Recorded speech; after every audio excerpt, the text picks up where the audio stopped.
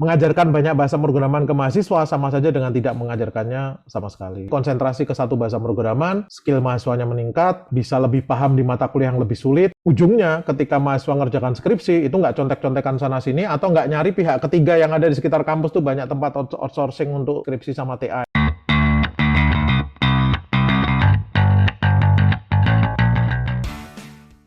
Masih akan bahas tentang mitos. Jadi ini serial mitos saya setelah mitos software engineering, mitos penelitian. Terus hari ini kita bahas mitos tentang pendidikan computing gitu ya. Yang belum kenal saya, nama saya Romi Satriwahono. Jadi profil saya ada di slide halaman kedua.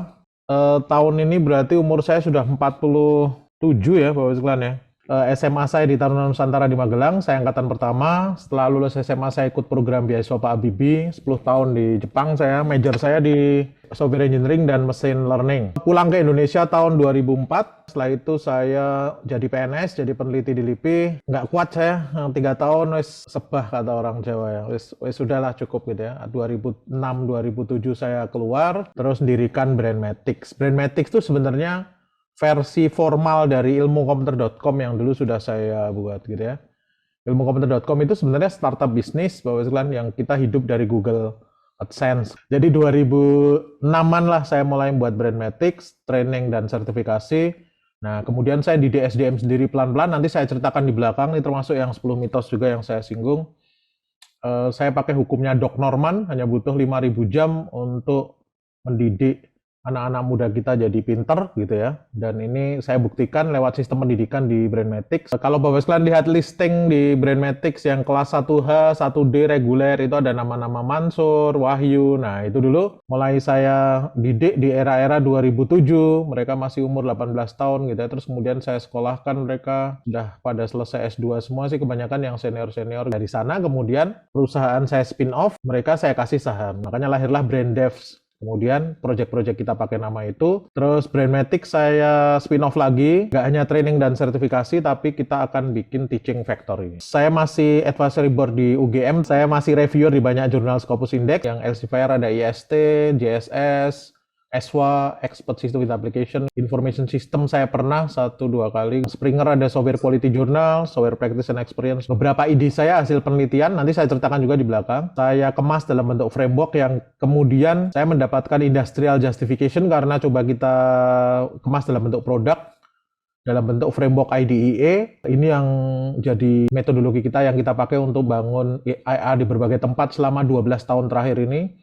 Terus kemudian kita juga di dalam AI itu ada application architecture termasuk development governance-nya. Nah, itu pakai ide saya yang software development governance framework itu saya letakkan untuk application architecture development-nya pakai itu gitu. Kita implement juga di banyak kementerian sebelumnya. 5 tahun terakhir ini kita ngurusi banyak BUMN sama swasta. Nanti keping-keping lebih detail penjelasan saya. Kalau pengen lebih dalam ya ikut kelas yang reguler. Kalau pengen nggak sempat reguler, pengen 1 hari itu ada kelas 1D. Nanti yang overview kayak gini itu kelasnya yang 1H. Nah, materi itu pecah-pecahan kepingnya saya masukkan ke dalam YouTube saya. Model YouTube saya bukan yang 10 menit, 15 menit, bukan, tapi 45 menit, 1 jam. Misalkan saya cerita tentang data science, itu mulai dari awal tentang introduction, terus kemudian tentang 5 peran data mining, terus kemudian metode untuk pre-processing segala kayak gimana dan seterusnya. Saya cerita lengkap di sana. Yang saya tampilkan di awal dari YouTube saya itu playlistnya, bukan uploading yang terbarunya mana. Tinggal ngeklik playlistnya, ikuti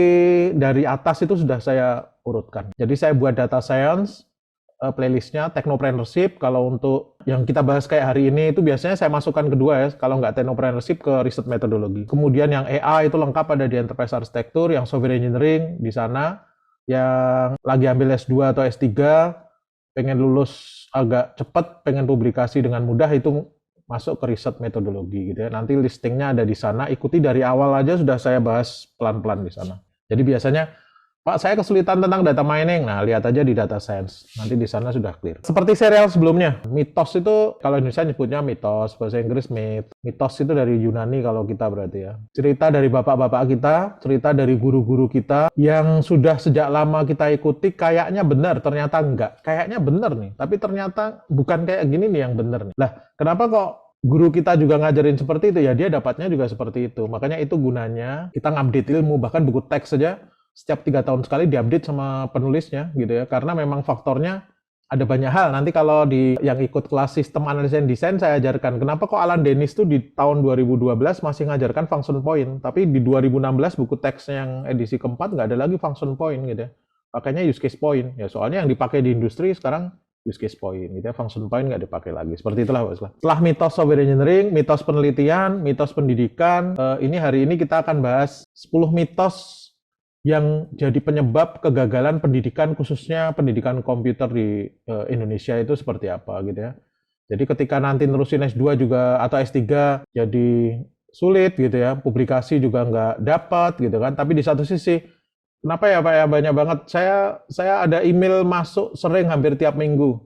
Mahasiswa semester 4, kampus besar, bukan kampus sembarangan Pak Usman, kampus besar gitu ya. Informatika dia, semester 7. Pertanyaannya adalah, setelah 7 semester Pak saya masuk ke informatika, Bapak bisa jawab pertanyaan saya nggak? Kira-kira saya ini dididik untuk jadi apa ya? Semester 7 masih galau akan jadi apa? Nah ini kira-kira salahnya di mana? Karena logikanya murid itu nggak ada yang salah gitu ya. Salahnya pasti guru atau sekolah, logikanya ya. Murid nggak ada yang salah gitu ya. Nih, karena apa?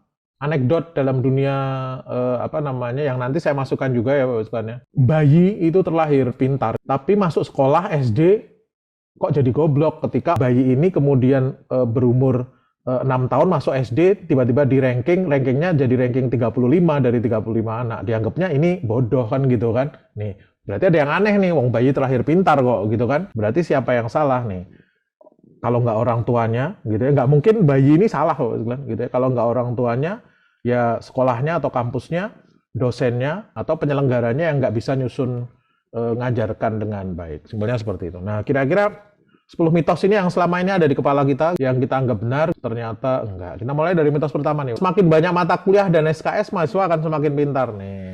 Makanya di Indonesia berlomba-lomba ya. Di era 1990, kita pernah sampai 160 SKS untuk lulus S1 gitu ya. Nih, padahal di luar negeri, itu justru semakin sedikit SKS atau mata kuliah gitu ya. Nanti kita lihat, apakah benar ya makin banyak mata kuliah kita ambil, dan SKS kita ambil juga makin banyak, kita makin akan semakin pintar gitu ya. Kayaknya enggak. Indonesia ini kayaknya bisa masuk Guinness Book of Record ya Pak Usman ya. Karena apa? Masa belajar kita itu paling banyak sedunia. Bahkan ketika saya SD pun, kita berangkat jam 7, itu pulang bisa jam 1-an dulu, mungkin malah nggak banyak ya. Kalau sekarang itu full day, itu jam 7 berangkat, ada anak saya yang sekolahnya full day, itu jam 4 dia baru pulang gitu ya, jam 5 dia nyampe rumah, udah kayak melebihi orang kerja aja gitu ya, jam 7 masuk. Nah, ternyata di luar negeri itu enggak Pak Usman. Finlandia ini yang paling menyebalkan gitu ya. Pendidikannya dianggap paling baik kan gitu ya. Tapi ternyata belajar per hari SD, SMP, SMA itu hanya 3 jam 45 menit gitu ya. Dan setiap 45 menit belajar istirahatnya 15 menit gitu ya. Wah, ini asik banget nih gitu ya. Dan nggak ada PR, nggak ada PR. Kita jam 7 full day school ya, sampai jam 4 masih ada PR gitu ya. Nih, di Rusia itu belajarnya 5 jam per hari. Total libur dalam 1 tahun itu mencapai 4 bulan. Jadi total belajarnya hanya 8 bulan. Di Perancis seharinya 5 jam dan total itu hanya 4 hari per minggu. Berarti Senin sampai Kamis saja gitu ya. Jumat, Sabtu, Minggu libur. Liburan di setiap musim. Inggris 6 jam belajar per harinya tapi sudah masuk istirahat. Jadi kalau kita lihat siswa SD, SMP, SMA di luar negeri nggak sesibuk kita. Yang kuliah, saya dulu kuliah S1 di Jepang cukup menyelesaikan 100 SKS, itu pun 12 SKS-nya skripsi. Jadi skripsinya itu ada skripsi semester 7, skripsi semester 8, berarti ada 12, berarti SKS yang saya kejar itu 88 SKS saja. Saya dulu merasa kuliah kok beda banget dengan anak saya kuliah di Indonesia gitu ya. Saya dulu Senin kuliah jam 9 sampai jam 12, sore sudah selesai, jadi saya bisa part-time di berbagai tempat. Selasa kuliah jam 9 sampai jam 12, sorenya kosong. Kalau pas saya Selasa ini nggak saya ambil, saya kadang jelong-jelong 1 hari juga ada, karena benar-benar kita bisa ngambil mata kuliah yang kita inginkan ya. Jadi bahasa Inggris, saya nggak pengen ngambil bahasa Inggris fakultas saya, tapi saya ngambil di fakultas psikologi gitu ya, karena di sana lebih nggak ribet misalkan gitu ya. Saya ngambil ke sana itu berarti Rebo, jadi Selasa kosong, Rabu masuk. Kamis kosong, Jumat masuk. Jadi paling 3-4 mata kuliah, dan ini benar ya, di Australia juga sama ya. Jadi per semester itu mata kuliahnya 4 itu udah pol. Kalau di Jepang tadi ya 3-4 gitu ya. Di Amerika itu 5 mata kuliah, nggak ada mata kuliah yang 2 SKS itu berarti, karena 15 SKS terhitungnya. Dan total S1 itu 110 sampai 130 SKS. Jadi masih nggak banyak. Setiap mata kuliah kalau seminggu belajar 3 jam, itu di Kanada dihitungnya 6 SKS. Ini berkali-kali ketika nge-review kurikulum saya sampaikan, udah buat aja supaya mata kuliahnya nggak banyak untuk mengejar 144 SKS, satu mata kuliahnya digedein aja SKS. Mereka masih galau ya. Emang ada ya Pak yang di dunia ini yang SKS-nya 6 loh, SKS-nya 8 aja ada ya Bapak sekalian. Jangankan cuma 6 gitu.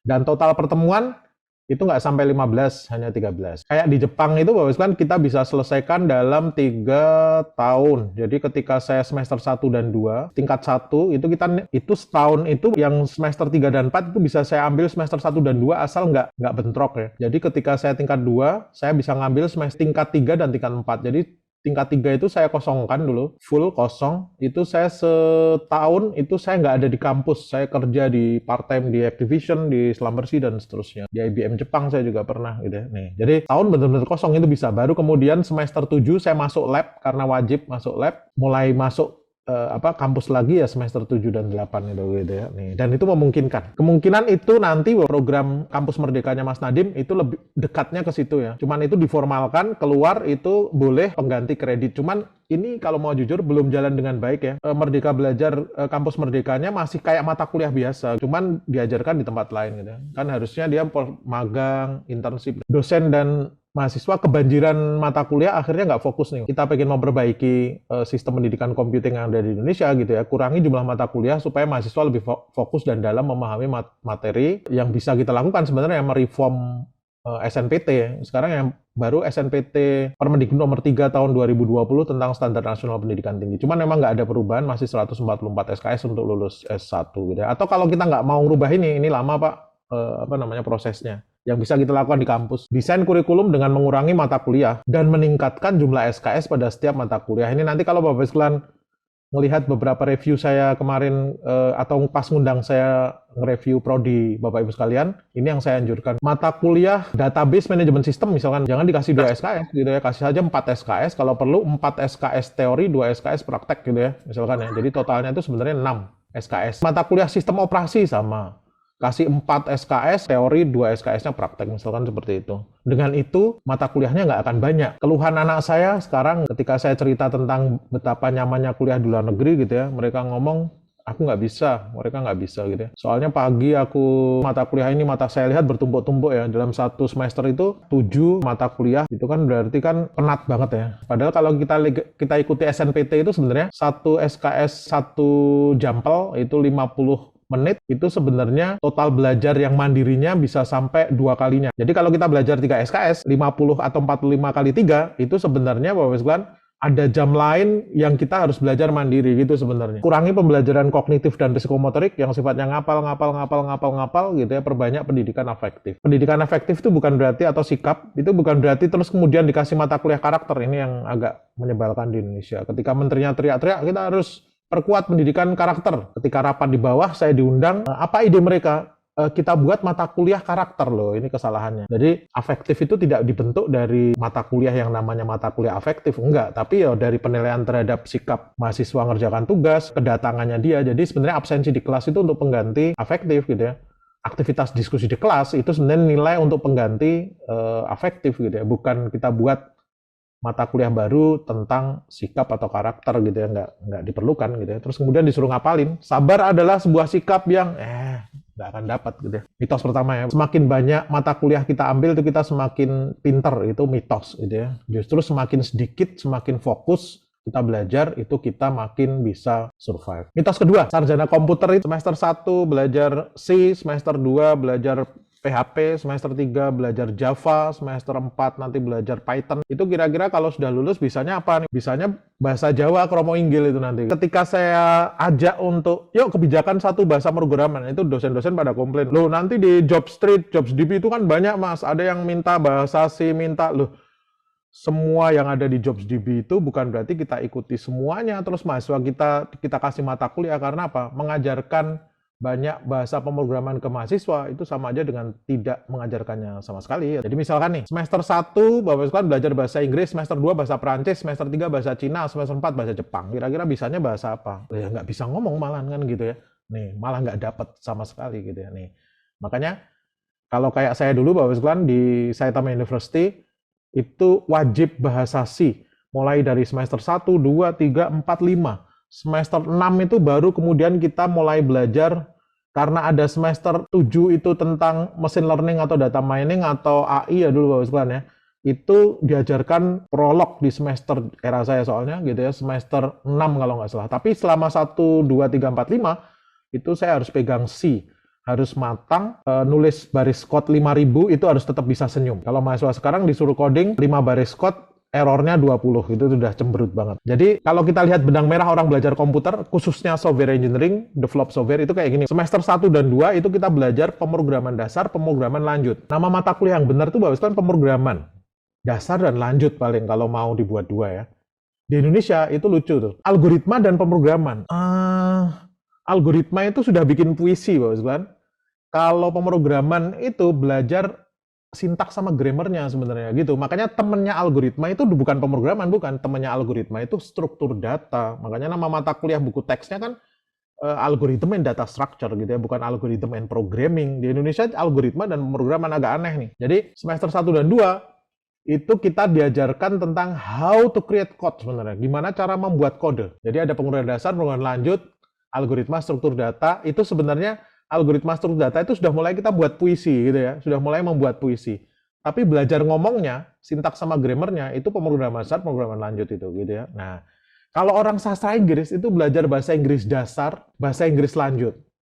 Kalau orang tata boga ngambil jurusannya, itu ngeracik bumbu masakan itu. Belajar, oh bumbu ini, mempelajari bumbu-bumbu itu, terus kemudian cara ngeraciknya kira-kira yang cocok kayak gimana. Baru sampai situ.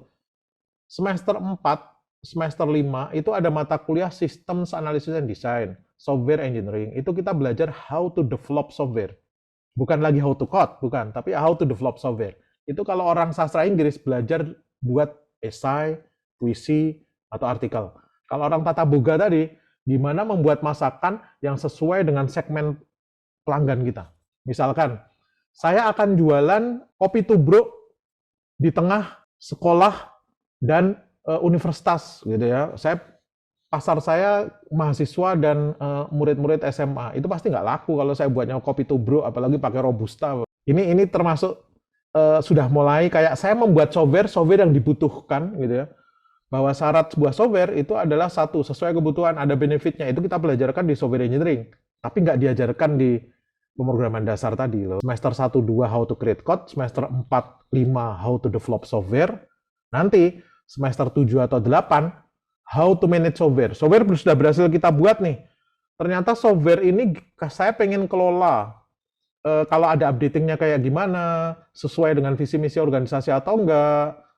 Terus kemudian cara ngauditnya kayak gimana, jalannya kira-kira kayak gimana, service manajemennya. Nah, itu semuanya nanti manage software, how to manage software.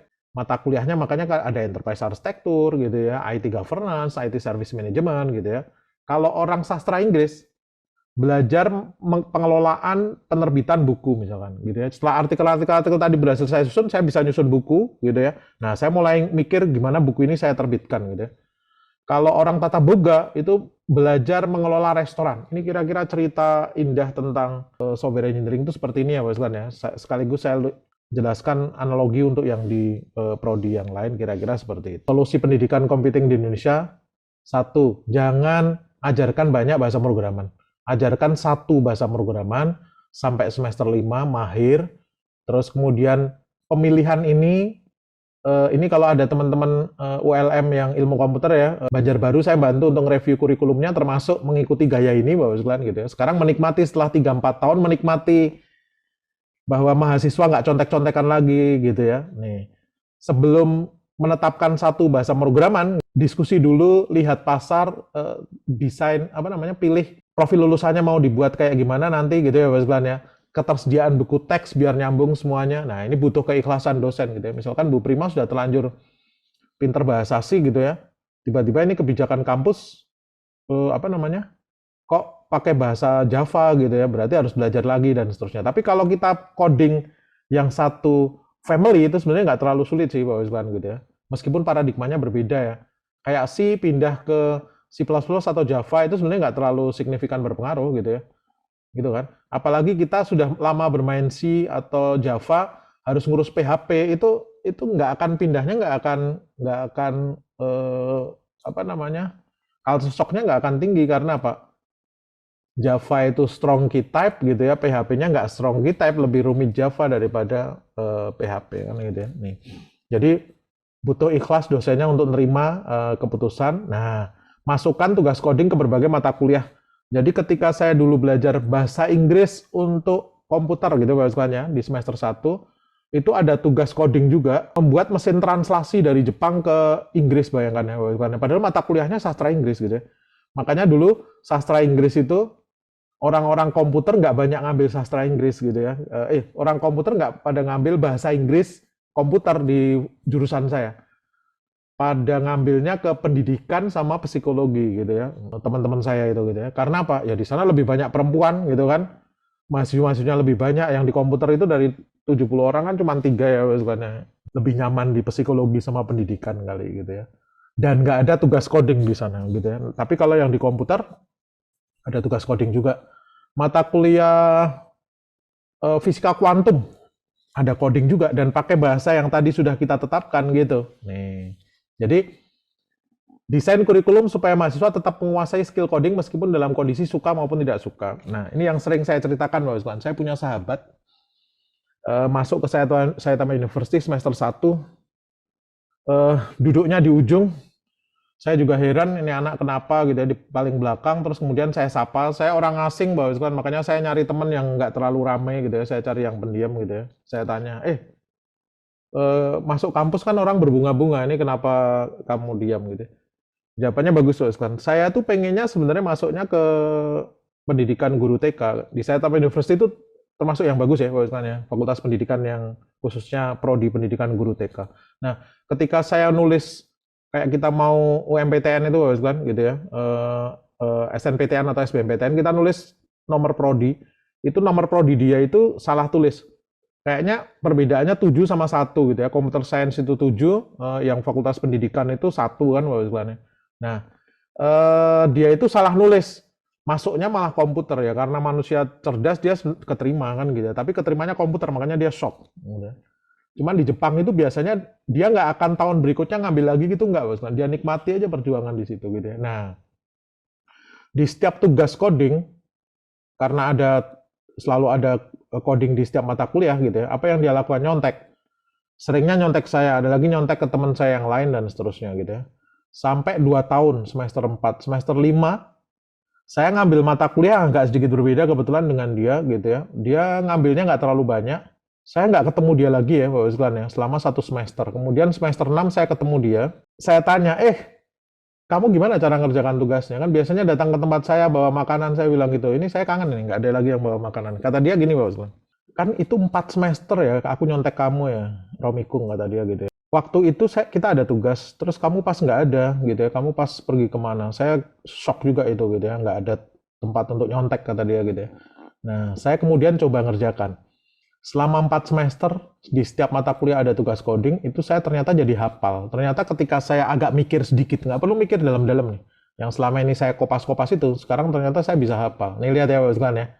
Jadi, Saitama University itu desain kurikulumnya, mau orangnya suka nggak suka, punya passion atau enggak, dia tetap bisa. Nah gitu. Nih, jadi dia ngomong, ternyata coding tuh nggak terlalu sulit ya. Saya hafal itu ternyata sekarang semuanya. Setelah 2 tahun saya kopas sana sini gitu ya, saya jadi hafal dan saya bisa coding. Makanya saya 1 semester ini nggak perlu kamu, kata dia gitu ya. Saya bisa ngerjain sendiri. Nih. Jadi 2009 ya, setelah 12 tahun, 11 tahun lah saya pisah dengan dia waktu itu 2009. Dia kirim email ke saya tanya, jadi guru TK di mana? Di kepala saya masih guru TK ini gitu ya. Nih, jawabannya juga bagus. Romi, saya sekarang senior software engineer di Entity Software kata dia gitu ya. Dulu kalau anak computer science kan Entity Software termasuk yang paling banyak dituju ya, banyak pilihan-pilihannya itu ke arah sana karena dia paling elit gitu ya. Nih, makanya saya bilang, ini kok bisa, saya tanya, kenapa kok bisa gitu? Dia ngomong, gara-gara saya nyontek kamu gitu ya. Cara saya coding karena kamu orang asing ya, setiap kamu ada metode yang sulit itu kamu kasih komen di sana. Nah, orang Jepang nggak banyak yang kayak gitu ya. Nah, saya kasih komen seperti kamu. Dulu awalnya ketika saya nyontek itu saya pikir ya memang harus kayak gitu. Ternyata enggak ya, Rom ya kata dia gitu ya. Jadi saya waktu kopas itu saya pikir memang harus kayak gitu. Nah, kultur itu, cara itu, behavior itu yang saya bawa gitu ya. Dan karena saya cita-citanya jadi guru TK, saya seneng ngajar, Rom. Efeknya apa?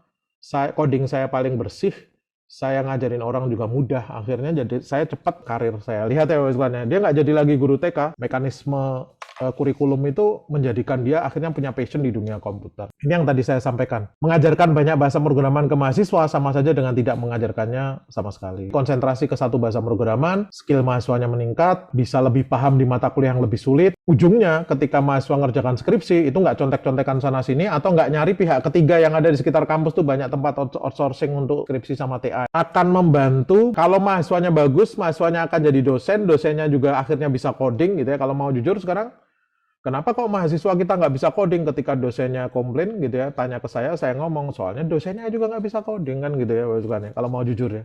Nih, kalau dosennya nggak bisa coding, gimana bisa mendidik orang yang bisa coding kan gitu ya. Nih, makanya ada beberapa gaya di Indonesia itu ketika desain kurikulum, modelnya adaptasi tapi keliru ya, Contoh nih, saya berikan contoh. Saya nge-review kurikulum hampir ratusan kampus prodi di Indonesia. Di Indonesia itu computer science atau informatika atau SI itu kalau ada mata kuliah yang sulit dan nggak ada yang mau ngajar, apa yang dilakukan? Di delete. Contoh, teori komputasi itu wajib ya di Jepang itu ini udah bukan fardu kifayah tapi fardu ain gitu ya. Theory of computation itu ada bukunya juga yang legendaris gitu ya. Matematika diskrit mulai banyak yang hilang. Desain algoritma ini juga banyak yang nggak di-cut ini. Karena apa? Mata kuliahnya sulit, Pak. Nggak ada yang mau ngajar gitu ya. Nih. Teknik kompilasi. Nggak pada bisa ngajar, Pak. Karena apa? Nggak punya skill coding yang bagus. Teknik kompilasi itu membuat compiler gitu ya. Sistem operasi itu sebenarnya kita belajar tentang algoritma semafor, membuat sistem operasi itu, Pak. Bukan menggunakan sistem operasi. Tapi di Indonesia di downgrade. Nah, ini cara kedua. Cara pertama, mata kuliahnya di-delete. Tapi kayak sistem operasi komputer grafik kan nggak bisa di-delete. Maksud komputer informatika nggak ada komputer grafik sama operating system. Tapi di-downgrade. Nah, komputer grafik itu harusnya belajar tentang algoritma Bezier, tentang shading gitu ya. Yang akhirnya harapannya kita bisa membuat software seperti Kamera 360, Photoshop gitu ya. Karena nggak ada yang mau ngajar, di-downgrade. Jadi apa, mata kuliah komputer grafik itu belajar Photoshop. Nah, ini agak aneh ini di Indonesia ini gitu ya. Sistem operasi karena nggak ada yang bisa ngajar gitu ya. Apa yang kemudian diajarkan ya, cara instalasi dan penggunaan Linux misalkan atau pakai command prompt dan seterusnya. Padahal itu mata kuliah sistem operasi itu kita ngoprek-ngoprek kernelnya Minix atau Linux itu. Kalau kita dulu zaman tahun 94-95 saya itu kita pakai Minix-nya Tannenbaum ya. Buku teksnya yang modern operating system itu gitu ya. Di Indonesia di downgrade instalasi sistem operasi. Nih. Jadi kenapa kok kayak gitu? Ya mahasiswa codingnya nggak bagus, gara-gara dosennya juga nggak bisa coding. Kenapa kok dosennya ikut nggak bisa coding? Lah ya dari awal dulu ketika belajar ya kayak gini kondisinya. Banyak belajar bahasa pemrograman akhirnya juga nggak bisa. Gitu ya sebenarnya. Nih. Mitos ketiga, sering saya dengar gitu ya, ketika saya nge-review kampus-kampus yang kecil, prodi-prodi yang dari kampus yang kecil gitu ya. Pak, ini dibuat aja kayak gini, textbook saya nanti pakai bahasa Inggris aja. Saya bilang gitu, pilih kalau software engineering ya Roger Placement, Ian Sommerville. Kalau data mining ya kita pakai bukunya Witten atau pakai bukunya si Hansen Keber gitu ya. Jawabannya, Pak, ini kita bukan UI, bukan ITB gitu ya. Ini kita kampus kecil, Pak. Mahasiswa kita itu mahasiswa sisa-sisa gitu ya. Otaknya terbatas gitu ya. Ini pelecehan seksual nih, Bapak gitu ya, ke mahasiswa kita gitu ya. Ketika saya dengar itu saya sampaikan gitu ya. Sebenarnya ini yang otaknya terbatas bukan mahasiswa, tapi dosennya gitu ya. Dosennya nggak banyak baca textbook, akhirnya dia merasa bahwa ini sulit, akhirnya ke bawah juga gitu kan. Nggak mau dia belajar pakai buku teks yang benar akhirnya gitu ya. Sampai akhirnya dia alasannya bahwa mahasiswa kita nggak mampu ngikutin dan seterusnya. Jadi Bapak ini sering saya sampaikan, di yang mitos pendidikan juga saya sampaikan Bapak bahwa otak manusia itu gede dan kecil atau manusia itu ada yang cerdas dan ada yang enggak, itu mitos ya, istilahnya. Bapak saya pinter makanya anak-anaknya juga pinter gitu ya. Atau saya pinter anak saya harus pinter gitu ya, enggak gitu ya. Eh, saya apa namanya pinter anak saya nilainya jelek juga ada gitu ya. Nih sayanya nggak pinter anak saya jadi ranking 1 juga bisa, nggak ada masalah. Nah terus gimana ceritanya? Jadi Bapak sekalian, Adam Kho di bukunya mengatakan otak manusia itu sama 800 gram sampai 1000 gram. Kalau kita buatkan jadi hard disk 1000 terabyte dan manusia cerdas itu hanya pakai 5%, manusia biasa seperti kita itu hanya 1% gitu ya. Maknanya apa? Kita hanya pakai 10 terabyte dari 1000 terabyte yang ada di otak kita. Makanya kalau ada mahasiswa yang Pak, aduh Pak, udah Pak otak saya sudah penuh gitu, nggak mungkin penuh gitu ya. Karena apa? Kita hanya pakai 1% dari kapasitas otak kita, gitu ya Pak. Ini makanya di beberapa kesempatan yang lain saya sampaikan, ada satu orang yang namanya Adam Kho ini Bapak sekalian, ketika SD dia dianggap bodoh banget. Nah, ini kembali ke yang tadi. Orang bodoh itu karena rankingnya paling akhir, gitu ya. Tapi sebenarnya Bapak sekalian, manusia itu terlahir pintar, gitu ya. Jadi ketahuan bodoh, kok ya setelah dia sekolah kan aneh ya. Padahal sekolah itu mendidik orang jadi pintar kan, gitu kan. Itu ada hal yang agak nggak logis di sana, ada paradoks di sana, gitu ya. Nah, Adam Kho itu rankingnya di bawah terus. SD juga SD yang paling buruk di Singapura, gitu ya. Sampai kemudian Bapak sekalian dia dipindahin sama orang tuanya ke SD yang lebih rendah lagi karena gurunya stres gitu ya. Di SD yang rendah ini gurunya juga ngomong, kalau saya bisa membuat ranking 35 dari 30 orang, nah Adam Kho ini saya masukkan ranking 35 dari 30 gitu ya. Dianggap saking gobloknya Adam Kho. Adam Kho kemudian mikir bahwa gimana cara supaya dia bisa menggunakan memorinya dengan baik, makanya kemudian lahir konsep super memori dan seterusnya itu ya Bapak sekalian ya. Dia mulai menghafal, ternyata otak saya tuh mau nerima, saya menghafal cepat kalau ada yang nggak wajar. Gitu ya. Apa namanya, ini menarik ya Bapak sekalian ya. Mas Ridwan tadi pacarnya banyak, dulu playboy gitu ya. Dia nggak ada yang inget pacarnya, tapi ada satu yang pacarnya yang dia ketika ulang tahun Mas Ridwan itu nggak ngasih lilin kue tart, nggak. Tapi dikasihnya nasi kuning gitu ya, di atasnya pakai lilin yang segede gaban misalkan. Udah aneh dibandingkan dengan yang lain, itu selalu diingat sama Mas Ridwan gitu kan. Jadi kalau ditanya Mas dulu ini pacarnya ini yang mana, saking playboynya nggak ingat gitu, tapi dia ini dulu yang waktu saya ulang tahun ngasihnya nasi kuning nih gitu ya, di tengahnya dikasih ini, yang lainnya ngasih roti tart. Nah ini sama nih Bapak Isman. Si Adam Kho itu ngelatih kepalanya, kemudian ketika ibunya minta tolong dia belanja gitu ya, beliin sesuatu, itu nggak dia catat tapi dijadikan cerita. Tolong belikan daging, sendok garpu, dagingnya daging sapi, terus kemudian telur gitu ya, dan seterusnya. Itu dia caranya, ada seekor sapi loh gitu, yang bertanduk sendok dan garpu gitu ya. Terus kemudian dia bertelur loh, kan aneh ya kan ya. Nih. Adam Kho ini lulus SD nomor 1, masuk ke SMP terbaik dalam sejarah di Singapura. Nggak ada yang melakukan itu, di bukunya ada nanti Bapak sekalian. Judul bukunya I Am Gifted and So Are You gitu ya. Masuk SMA juga SMA-nya bagus, paling bagus di Singapura, kuliahnya di NUS ya Bapak sekalian, di NUS gitu ya. Umur 25 dia masuk sebagai salah satu orang terkaya termuda di Singapura gitu ya. Makanya dia ngomong I am gifted and so are you.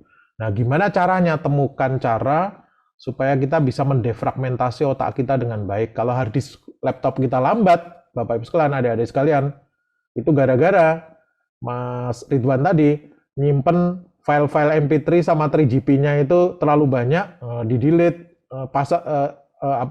copy lagi, delete, copy lagi, delete, copy lagi. Akhirnya ngejolong-ngejolong itu di sektor-sektor hard disk. Makanya biasanya kita pilih klik kanan di hard disk, defragmentasi gitu ya, defragmenter.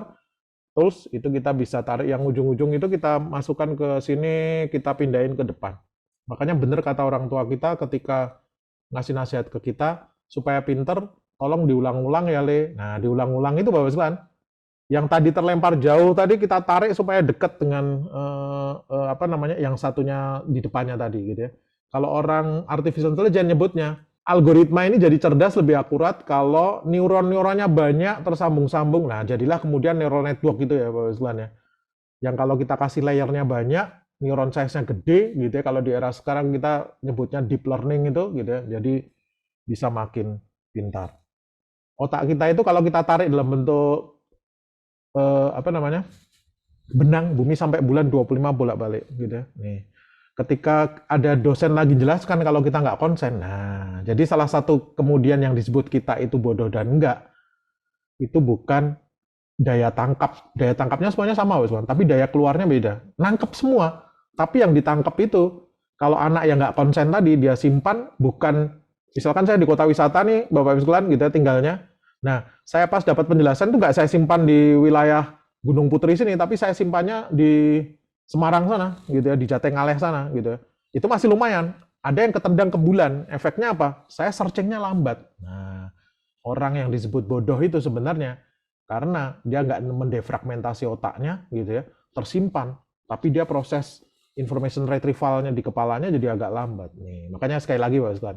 Kenapa kok tadi bisa sahabat saya jadi pinter coding padahal nggak pengen coding? Ya, di setiap mata kuliah dia kopas tugas saya, gitu ya. Tiap hari, tiap ini dia ngelihat, dia ini meskipun kopas, dia ngerubah-ngerubah sedikit gitu kan, Mbak Usman ya.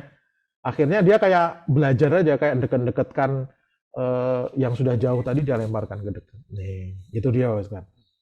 Aaron Stern nih melakukan penelitian yang bagus, Mbak Usman. Jadi anaknya, Edith Stern, itu dididik dengan baik sejak di dalam perut, gitu ya. Dia nggak ngomong kasar dan seterusnya, gitu ya. Akhirnya lahir, sudah bisa baca tulis ketika umurnya 3 tahun, umur 4 tahun dia sudah menyelesaikan apa namanya? Thesaurus dan kamus-kamus besar, bahkan PhD di matematika umur 15 tahun anaknya yang ke pertama gitu ya. Dan dia kemudian uji coba anak yang berikutnya yang laki-laki gitu ya.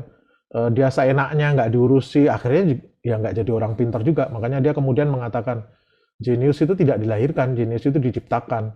Jenius itu diperjuangkan ya, istilahnya. Nggak pernah ada bapaknya pinter terus anaknya terus kemudian jadi pinter juga enggak. Doc Norman ini kalau belajar tentang hukum software engineering, di sana dia jelaskan hanya butuh 5.000 jam untuk mendidik anak-anak muda yang gembel, bambung, katrok ini gitu ya untuk jadi pintar. Hukum ini yang kemudian saya pakai Bapak sekalian untuk kemudian mendidik staf-staf saya. Bagi dosen, masukkan ke kepala, nggak ada manusia bodoh sama cerdas gitu ya sebenarnya ya. Dan jangan menganggap bahwa mereka itu sebenarnya terkategorisasi jadi dua, enggak. Ya, siapkan kurikulum, model pembelajaran yang baik, sistematis, yang membuat mahasiswa yang awalnya nggak suka jadi suka, yang awalnya nggak punya passion jadi passionate gitu aja. Kalau kemudian dia attitude-nya memang buruk, malas, nah akhirnya itulah yang terbentuk. Makanya semester 1 dan 2 itu sebenarnya pembentukan mental yang baik.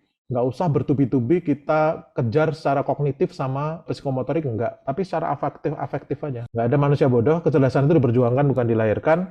Siapapun yang mau kerja keras, disiplin, dia akan jadi pintar dan cerdas. Gitu ya. Nanti kalau Bapak sekalian lihat ya staff saya ngerekrut mereka umur 18 tahun, magang dulu di tempat saya 3 bulan. Apakah saya milih dari rapot? Enggak. Ini dari semua staff saya nih Bapak sekalian yang paling cerdas, pernah lomba debat nasional segala bahasa Inggris, yaitu Mulyana aja. Yang lainnya nggak kelihatan di rapotnya. Tapi kalau dilihat pelan-pelan saya didik, setiap ikut kelas saya suruh ikut, asisteni dan seterusnya gitu ya. Akhirnya kalau Bapak sekalian lihat yang short online professional training sama yang reguler, itu anak-anakku semua tadi. Bukan lulusan UI, ITB, UGM, bukan. Ya UI, Pasar Minggu juga arahnya gitu ya, tapi Universitas Indraprasta gitu ya misalkan ya. Bukan di mana letak mereka sekolahnya, meskipun mereka ngajarnya advance banget ya. Jadi anak fresh graduate UI atau ITB belum tentu bisa ngajar COVID kayak Mas Acun, belum tentu bisa ngajar data science kayak Mulyana, atau semester 6 kayak Adi Zidan dia sudah bisa ngajar bisnis proses modeling kan gitu ya. Itu Adi Zidan baru semester 6 itu. Sekali lagi, didik anak kita, mahasiswa kita dengan baik. Kita menyangka bahwa kalau kita lembut ke mereka itu kemudian baik untuk mereka, enggak. Lulus SMA umur 18 tahun, kalau kita lembut terus, telo ini nanti mahasiswa kita gitu ya. Kadang-kadang agak dikejemin aja. Cuman jangan dikejemin di nilai. Nah, itu dia Mas Iklan. Nanti kalau kebetulan di sini ada beberapa mahasiswa saya yang ikut ya. Lihat bagaimana saya di kelas. Mungkin saya kejem Mas Iklan di kelas gitu ya. Tapi lihat nilai yang saya berikan. Apakah saya kemudian menjatuhkan Bapak Iklan? Enggak. Lihat ya. Nilainya ya tetap A ya toh.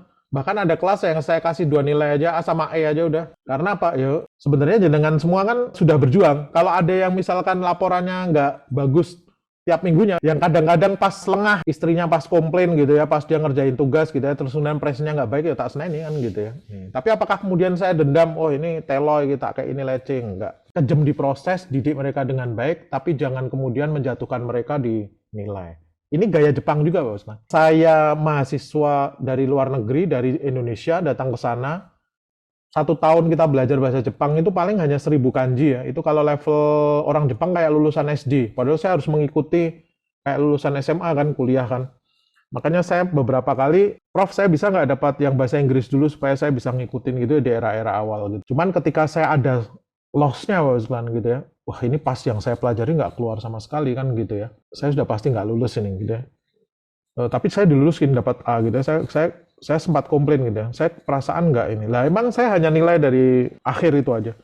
Apakah hidupmu yang 15 pertemuan atau 14 pertemuan itu saya tentukan hanya dari akhir ini? Enggak. Ada mata kuliah yang cuman kamu yang datang pernah. Ada mata kuliah yang kamu bertiga juga pernah. Nilai dari proses sama hasil. Nah, itu nanti nggak bisa kalau soalnya multiple choice. Nanti saya bahas di mitos berikutnya. Nah, mitos keempat. Dosen itu harus bisa jawab semua pertanyaan mahasiswa gitu ya. Ini saya rasakan bahwa ketika saya melihat YouTube beberapa dosen juga, dia itu nggak ngerti jawabannya, tapi karena di kepalanya dosen tuh harus bisa jawab, jawabannya ngarang, asal bisa jawab. Di Jepang itu Bapak sekalian, saya berkali-kali bertanya ke dosen saya, yang dosen saya nggak bisa jawab, dia ngomong, Romikung, saya nggak bisa jawab, PR untuk saya minggu depan saya jelaskan. Ketika mata kuliah data mining, dosen saya ini risetnya bukan di clustering, dia kebanyakan ngambil tentang klasifikasi, kayak decision tree, naive Bayes itu dia jago, tapi begitu masuk ke clustering kayak K-means, dia nggak bisa, nggak terlalu dalam.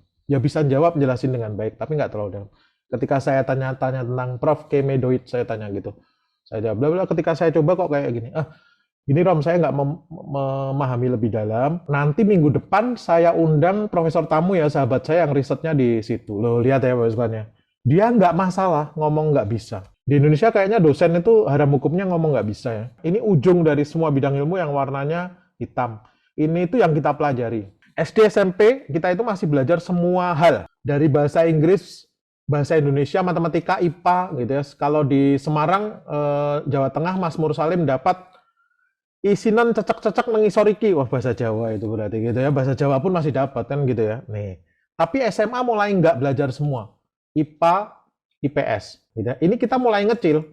Yang IPA nggak banyak belajar tentang sejarah, tentang bahasa dia nggak dalam gitu ya. Tapi kalau sebaliknya, yang IPS dia juga nggak belajar dalam tentang yang ilmu-ilmu eksak. Nanti kuliah milih prodi semakin kecil lagi. Terus kemudian skripsi semakin kecil karena harus milih topik. Ternyata saya masuknya ke computer science. Di semester 7 saya ngambil topik tentang data mining. Data mining saya pakai untuk bla bla bla. S2 saya ngambil tentang data mining spesifik tentang decision tree, dan saya sudah tahu semuanya itu tentang decision tree, itu berarti saya di ujung ini. Dan ketika saya nerusin S2 atau S3 ini, sudah di ujung sini, sudah tahu semuanya, state of the art dari decision tree, kenapa saya nggak bisa lulus-lulus? Lah soalnya, semuanya saya sudah pahami, tapi saya belum punya ide. Ini yang disebut, saya sudah sampai batasan ilmu tentang topik decision tree, yang salah satu bagian dari data mining, di prodi komputer atau informatika gitu ya. Saya sudah tahu semua, saya sudah sampai di ujung ilmu tentang decision tree, tapi saya belum bisa lulus. Kalau S3 semester 1, 2, 6 itu udah 3 tahun. Semester 10, 15, semester 20 itu berarti sudah 10 tahun itu Bapak kan kok nggak lulus-lulus karena saya nggak punya ide. Sampai suatu hari, kalau ini saya buat kayak gini, formulanya saya ubah, kok jadi membaik. Nah, itu kayak jerawat. Jerawat itulah Mas Joko membuat ide, nerusin yang si Abelan ini saya buat self-adaptatif, nggak cuma adaptatif, tapi self-adaptatif. Dia bisa otomatis sendiri gitu ya. Itu jerawat itulah yang disebut PhD itu. Makanya kalau dosen itu PhD terus kemudian kita tanya melipir di sekitarnya, Prof, tolong jelasin tentang state of the art dari bidang ilmu image processing. Ya dia nggak tahu sekalian gitu ya, karena bidangnya data mining khususnya tentang decision tree gitu ya. Ini nggak hanya di bidang kita aja ya, komputer ya, tapi juga yang lain. Kayak marketing mix nih, prodi manajemen, ngambil konsentrasi marketing, ngambil topik marketing mix, dia sudah belajar semua. Neil Borden yang 12 elemen, 7P, 4P, 8P, dia sudah belajar semua, sampai dibatasi ilmu. Kok nggak lulus-lulus? Ya nggak ada kontribusi ke pengetahuan. Ada satu orang namanya Vesta yang lantegin terusin S3, dia punya ide, gimana kalau saya buat 4E? Nah, itulah yang disebut kontribusi ke pengetahuan. Nanti kita bahas di belakang ya, Pak. Nah, riset itu sebenarnya nanti kayak gitu. Dan itulah PhD. Gitu kan. Makanya kalau PhD kemudian jadi dosen, terus kita berharap bisa jawab semua, ya nggak bisa. Gitu ya. Bahkan kalau saya diundang untuk yang non komputer, saya letakkan PhD saya di rumah, gitu ya. Saya nggak mau. Di kartu nama saya juga saya nggak saya letakkan, gitu ya. Saya berusaha nggak meletakkan PhD saya. Sekjen DPR undang saya, gitu ya, dalam kapasitas bahwa saya harus menyajikan tentang yang di luar dari bidang saya yang software engineering sama data analytics, ya PhD-nya saya tinggal, gitu ya. Nanti Mas Romi ngisi tentang bisnis, Mas. PhD-nya saya tinggal gitu karena PhD saya bukan di bisnis sebenarnya gitu ya. Nih, ini salah satunya. Nah, kalau dilihat dari close up gede, kalau dari jauh saupil kayak gini, Mas. Makanya PhD is not everything gitu ya. Master juga is not everything. Makanya kalau ngambil program S2 atau S3 sekolah, cepat datangi, cepat selesaikan, cepat tinggalkan. Ojo digowo-gowo terus kan gitu ya. S2-nya 10 semester lah ya ngopo kan gitu. Urusan kita banyak, kayak Mas Mursalim ini urusannya nggak cuman S2 tapi juga harus kerja, harus nikah gitu kan. Kalau sudah nikah harus nikah lagi gitu ya Mas Mursalim ya kira-kira ya. Oke. Mitos kelima, nah ini yang tadi saya bahas. Soal ujian terbaik adalah soal multiple choice. Sebenarnya ini bukan soal ujian terbaik, soal ujian termurah gitu ya. Karena dosennya nggak perlu dibayar untuk ngecek soal lagi gitu ya. Ngecek tugas mahasiswa nggak perlu lagi dibayar gitu ya. Biasanya kan dulu zaman soal esainya banyak, dosennya satu soal dikasih 2.000 atau 5.000. Nanti kalau 100 orang yang kita hidup dari tapi kemudian digantikan oleh komputer karena apa? Soalnya soal multiple choice. Kalau ada kampus yang banyak soal multiple choice, mahasiswanya pasti nggak bisa ngomong, wis tak jamin gitu ya. Kalaupun ngomong, di kepalanya pasti dunia ini jawabannya kalau nggak A, B, C, dan D, atau benar atau salah. Wis di kepalanya kayak gitu. Saya ngajar di program S2, banyak yang S1-nya dulu dia semester 1 sampai semester 8 itu soalnya multiple choice semuanya. Gitu ya. Apa yang terjadi ketika dia bimbingan tesis, Bapak sekalian? Si mahasiswa saya ini membawa 3 proposal. Membawa 3 proposal diberikan ke saya. Menurut Bapak mana yang bagus? Wong edan toh, gitu ya. Ini ke dosen pembimbingnya juga memberikan soalnya multiple choice gitu ya. Soal ujian itu kan konsepnya kita pengen nguji anak didik kita itu yang kita ajarkan itu sudah seberapa dalam terserap. Ini juga aneh kalau kita ujiannya itu soalnya beda dengan yang kita ajarkan, itu berarti bukan soal ujian gitu, itu soal ngarangan, bukan ujian. Ujian itu saya ajarkan, terus kemudian saya uji coba, saya uji yang tak ajarkan tadi terserap atau enggak, kan konsepnya seperti itu ya. Kenapa kok kita berpikir seperti ini? Suatu saat si anak didik kita, mahasiswa kita ini bisa menyelesaikan masalah kehidupan. Jadi logical thinking-nya itu diajarkan supaya dia bisa ini. Nah, soal benar atau salah dan juga multiple choice ngerusak anak didik, kepalanya jadi rusak gitu ya. Kelihatan ketika debat Mas Mursalim maju presentasi misalkan gitu ya, terus kemudian saya tanya, kalau menurut saya kok gini ya, jawabannya Mas Mursalim, wah berarti salah ya Pak ya. Nah itu udah kepalanya rusak, kena soal multiple choice gitu ya. Tapi kalau dia mau defense, jadi gini loh Pak, yang maksud saya itu saya jelaskan kayak gini gitu ya, ini seperti ini gitu ya, kan nggak harus selalu seperti ini. Nah itu di kepalanya sudah mulai ada creativity. Tapi kalau kita desak sedikit dia, oh berarti salah ya Pak, oh berarti benar ya Pak. Nah itu terkena dia, kepalanya rusak gitu ya. Nih, makanya perjuangan saya, khususnya di Jakarta, Bapak kan, di Jakarta itu yang paling banyak kampus-kampus yang pragmatis ya. Mahasiswanya dikasih soal multiple choice saja nggak peduli dia dengan. Di Jepang, Bapak sekalian, soalnya esai. Saya selama kuliah di Jepang nggak pernah dapat soal multiple choice bahkan gitu ya, sejak semester 1 gitu ya. Dan di setiap soal, saya rasakan mulai semester 3, semester 4, itu dosennya semakin ngarang ya. Artinya gini Bapak sekalian, ada soal yang nggak ada jawabannya. Mulai semester 3 atau 4, ketika saya tanya bahwa sekalian, Prof ini soal sepertinya nggak ada jawabannya. Kan setelah UAS tuh saya lihat wajah teman-teman saya, wajahnya stres banget ya. Dia keluar, saya nggak bisa nyelesaikan gitu ya. Cuman saya maju, Prof ini kayaknya kok nggak ada jawabannya. Saya ngomong gitu ya. Ada 3 soal, Prof. Yang nomor 2, nomor 3 kayaknya, oh Ram itu, sorry nanti kita bahas ya, kata dia gitu ya. Ini saya tergesa-gesa gitu ya. Wah, profesor saya nggak bener nih, saya bilang gitu kan. Nih kasihan mahasiswa saya, kasihan teman-teman saya gitu ya. Di pertemuan berikutnya dia ngomong gitu ya. Selama 20 tahun saya ngajar, saya nggak pernah ngasih A gitu. Akhirnya saya kasih satu orang yang dapat A. Saya dikasih A satu-satunya dalam 20 tahun dia ngajar gitu ya.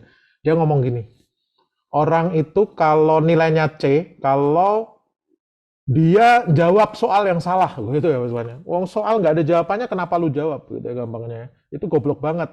C kata dia gitu ya. Kalau dia ngomong bahwa soal ini nggak ada jawabannya, B. Nah si Romi Kung ini kata dia gitu ya. Dia ngomong nggak ada jawabannya, tapi dia kasih kalau soalnya kayak gini, jawabannya kayak gini. Jadi dia membuat soal untuk dirinya sendiri gitu ya. Dan saya nggak pernah nemu mahasiswa yang seperti itu. Lihat ya kan ya. Nah nanti dia jelaskan. Shipai Gaku namanya kalau di Jepang, ilmu kegagalan ya Bapak ya. Ada mata kuliah teknik elektro juga sama nih Bapak. Saya dapat waktu itu ngerakit radio kalau nggak salah. Hanya dikasih budget 500 yen. Kata dia, terserah mau kayak gimana, budgetnya 500 dan itu harus buktikan dalam bentuk ini apa namanya kwitansi kata dia gitu ya. Teman saya nyari di Akihabara kita dulu, nggak ada. Paling rendah itu 1.200 yen. Terus kemudian Bapak sekalian ada yang maling gitu ya. Jadi cara orang menyelesaikan masalah itu lucu-lucu Bapak. Ada yang maling gitu ya.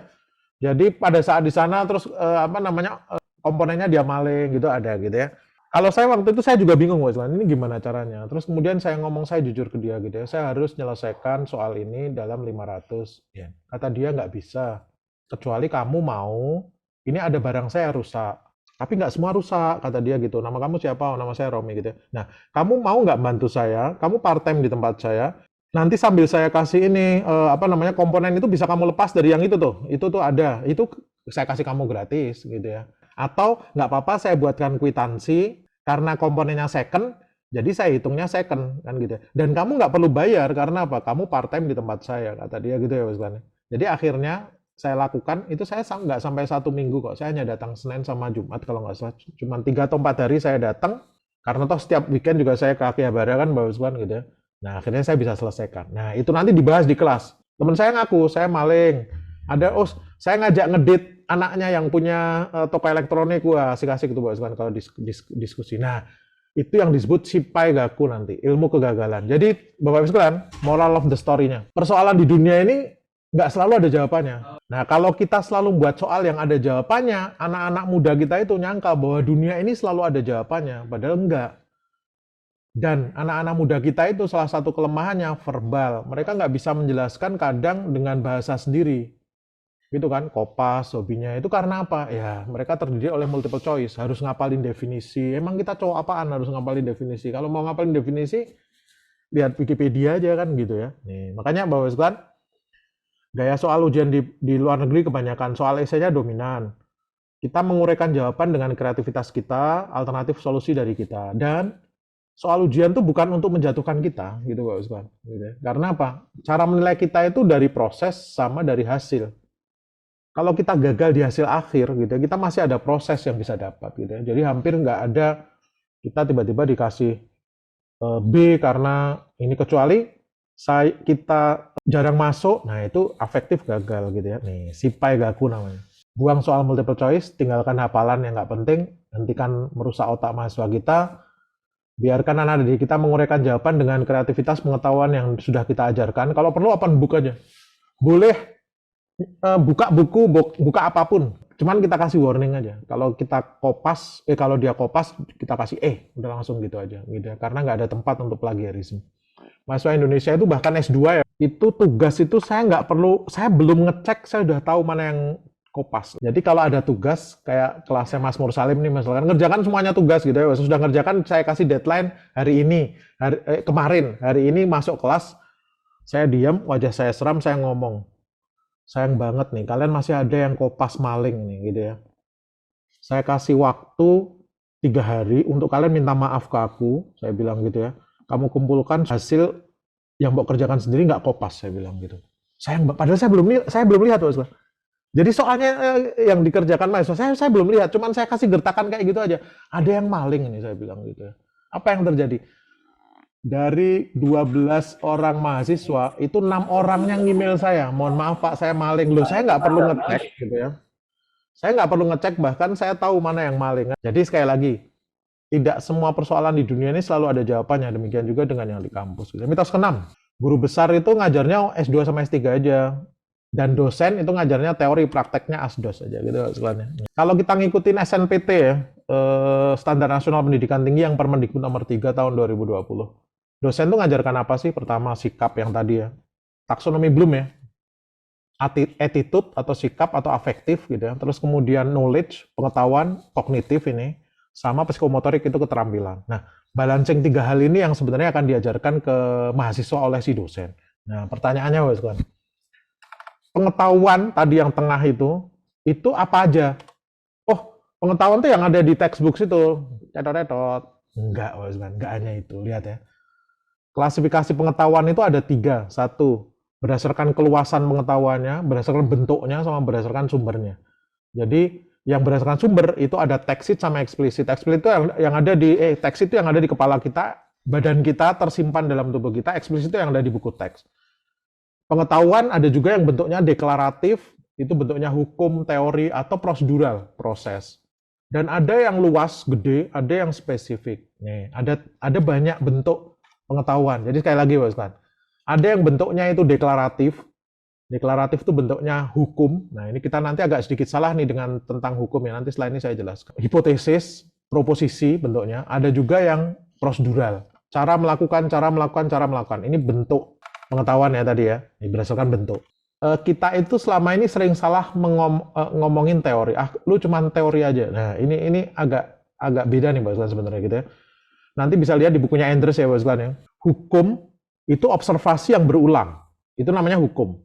Hukum dijelaskan oleh teori. Dengan hukum kita bisa mempredik observasi. Contoh nih, Bos. Jakarta itu Senin sampai Jumat macet, tapi untuk Senin dan Jumatnya sendiri, selain Selasa, Rabu, Kamis, Senin dan Jumat itu benar-benar macet, gitu ya. Kemudian saya membuat hukum, lihat observasi dan berulang. Saya tiap hari lihat di Jalan Gatot Subroto, Senin sama Jumat ini mengerikan. Berulang, saya jadikan hukum. Jakarta macet banget di hari Senin dan hari Jumat. Nah, kemudian, Bos kan, itu namanya hukum. Orang-orang kadang ngomong, kamu cuma teori aja, yang dia maksud tuh hukum kali ya, gitu, bukan teori. Teori itu menjelaskan hukum. Kenapa kok Senin dan Jumat itu macet banget? Ternyata setelah saya interview orang-orang yang wajib kerja itu, Bos kan, memang, Pak, kita marketing ya nggak tiap hari harus ngantor nih, tapi ada wajib kerjanya Senin sama Jumat, Pak. Senin untuk briefing, Jumat untuk laporan. Nah, di semua tempat hampir seperti itu. Nah, dari sana, itulah teori namanya, Bos. Jadi, Senin dan Jumat, itu Jakarta macet banget.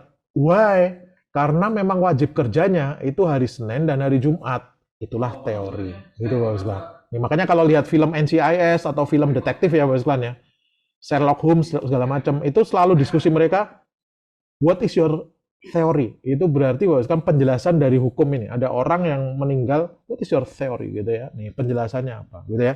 Jadi repeatable observation jadi hukum dijelaskan oleh teori. Nah, cara paling mudah nanti merangkumkan sebuah bidang ilmu itu dengan melihat hukum-hukum apa saja yang ada di sana. Software engineering misalkan, di bukunya Andres, itu ada 50 hukum, Bos. Dan itu cukup dengan menghafalkan ini, itu semua permasalahan di dunia software engineering itu terpecahkan. Gitu ya. Semua permasalahan di software engineering terpecahkan. Contoh nih, Bapak sekalian, ini yang sering saya jadikan contoh. Penyebab kegagalan dari software itu bukan coding, bukan servernya, bukan teknologinya yang rendah, bukan, tapi requirement deficiencies. Saya usernya pengen minta seperti ini, saya buatnya seperti ini. Nah, itu hukum pertama. Loh, lihat ya, Bapak sekalian. Saya biasa coding untuk software yang kecil, tiba-tiba ada project gede kok nggak jalan ya. Ternyata cara codingnya beda. What applies to small system does not apply to large one, gitu ya. Hukumnya Lehman yang 27, 28, 29, Bapak sekalian. Ini lihatnya. sistem kalau dipakai terus itu pasti akan ada permintaan perubahan karena Lehman ngomong sistem that issue will be changed. Ini menjawab pertanyaan. Pak, enggak kok Pak, software saya itu saya buat 5 tahun lalu, setelah itu nggak ada permintaan lagi sih gitu ya. Nih, berarti saya keren Pak, sempurna. Nggak sempurna, software itu nggak pernah dipakai. Loh, ternyata benar ketika kita survei pakai ISO 25000 kan itu harus termasuk yang harus di-replace gitu ya. Nih. Developer is unsuited to test his code. Ini menjawab pertanyaan, kenapa programmer nggak boleh ngetes kode yang dia buat sendiri. 80% bug itu adanya di 20% modul. Jadi bug itu nggak tersebar, tapi terkumpul di 20% modul. Makanya begitu nemu satu bug, langsung di sekitarnya dicek sekalian, gitu ya. Karena bug nggak tersebar. Gitu kan kayak gini nih hukum nih, Bapak Ustaz. Yang tadi saya sebut, kalau lihat course yang sistem analisa desain ya, Bapak Ustaz ya. Nambahin orang di project yang telat, bikin project tambah telat. Itu hukumnya Frederick Brooks. Adding manpower to late project make it later, gitu ya. Nih. Hukum 43 hanya butuh 5.000 jam tadi gitu ya. Nih.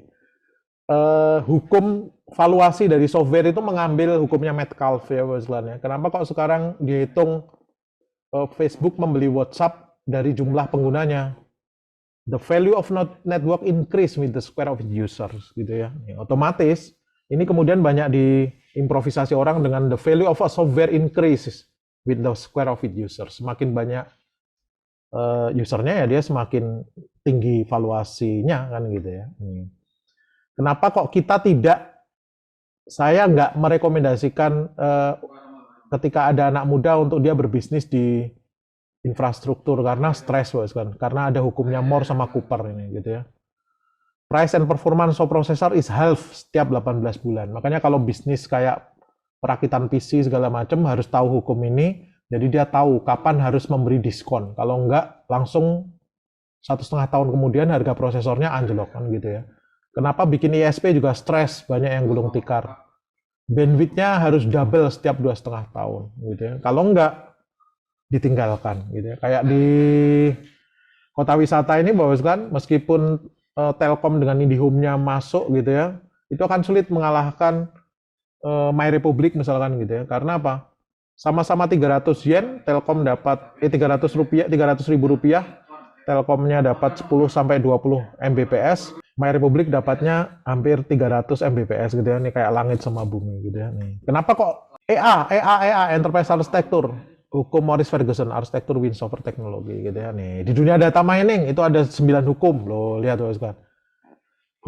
Hukum inilah yang sebenarnya nanti coba kita patahkan lewat berbagai ide di penelitian kita. Itu kalau pengetahuannya deklaratif. Kalau pengetahuannya prosedural, proses bisnis seperti ini itu prosedural. Ini yang kita ajarkan ke mahasiswa, bayangkan ya, deklaratif sama prosedural. Berdasarkan sumber, text sheet sama eksplisit. Kalau di kelas saya hanya ngajarkan, bangun software itu kata Ian Somerville, tahapannya ada 6 ya, hafalin gitu ya. Wah ini saya dikamplengi sama mahasiswa saya gitu ya. Kalau kita cuman baca buku, Pak, Bapak pulang aja, saya baca buku sendiri juga bisa, kan gitu kan. Nih, makanya ketika di kelas kita ngomong dosen, kata Ian Somerville bangun software itu ada 7 tahapannya ya.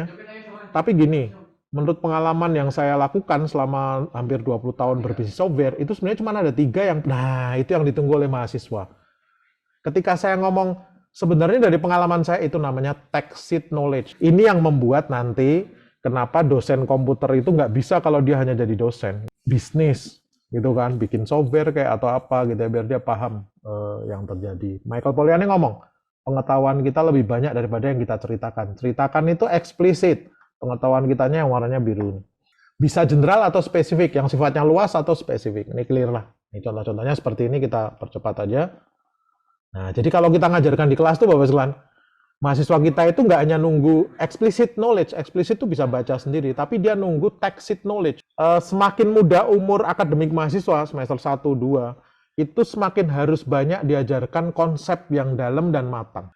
Malah kalau saya cenderung anak-anak muda, makanya begitu staf saya masuk, itu yang saya lakukan adalah sikapnya saya benerin dulu, afektifnya saya benerin. Saya nggak peduli dengan kognitif sama psikomotorik, karena apa? Kalau sikapnya bisa saya bangkitkan nanti, dia jadi kerja keras, kognitif sama psikomotoriknya ngikut. Nih, makanya Cuman efeknya apa? Ya saya bisa membuat mahasiswa nangis di dalam kelas misalkan gitu ya. Nih karena apa? Ya yang tak serang yang di sini ini. Kalau kita ngisi botol aqua yang isinya penuh, sulitnya setengah mati. Botol aquanya tak tumpahin dulu, baru saya isi pelan-pelan kan gitu ya. Cara didik yang paling gampang kan ditumpahin dulu gitu ya. Nah, dan harus seimbang antara eksplisit sama tekstit. Dua hal ini nggak bisa diserahkan ke dosen muda yang miskin pengalaman dan miskin literatur. Makanya S1 tuh sebenarnya kalau di Jepang wajibnya diajarkan oleh yang senior, guru-guru besar wajib ngajar S1. Tapi kalau S2, S3 itu isinya riset sama publikasi ilmiah, itu lebih strong yang muda-muda, gitu ya. Karena yang tua-tua pasti sudah nggak ngikutin. Wong dia nulis paper aja dibuatin kan gitu ya. Ini apalagi lo sudah jadi dekan, rektor, itu kan melakukan kemaksiatan akademik ya. Akademik cheating dia lakukan. Nyuruh dosen juniornya untuk nulis, nanti tak bayar, akademik cheating. Itu kalau fikih modern mengikuti Yusuf Qaradawi itu udah dipotong tangan itu. Gitu ya, maling dia soalnya.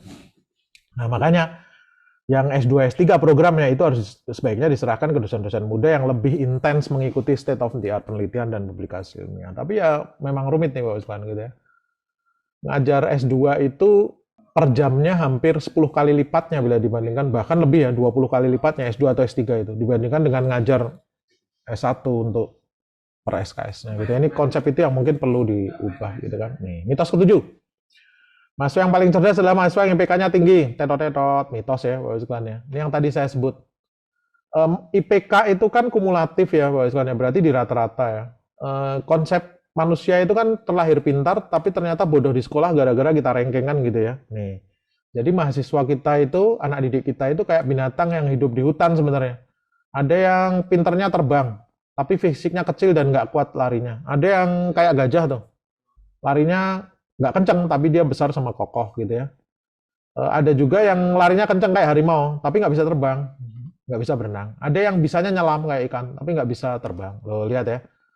Kalau binatang itu di ranking, semua nilainya, nilai terbang, nilai lari, nilai besarnya berat badan, nilai kekuatan, terus kemudian yang average-nya paling tinggi kita sebut paling pintar. Ini itu kira-kira benar atau enggak ya? Pasti salah. Nggak akan ada yang berani mengklaim bahwa burung itulah yang paling pintar ya, enggak.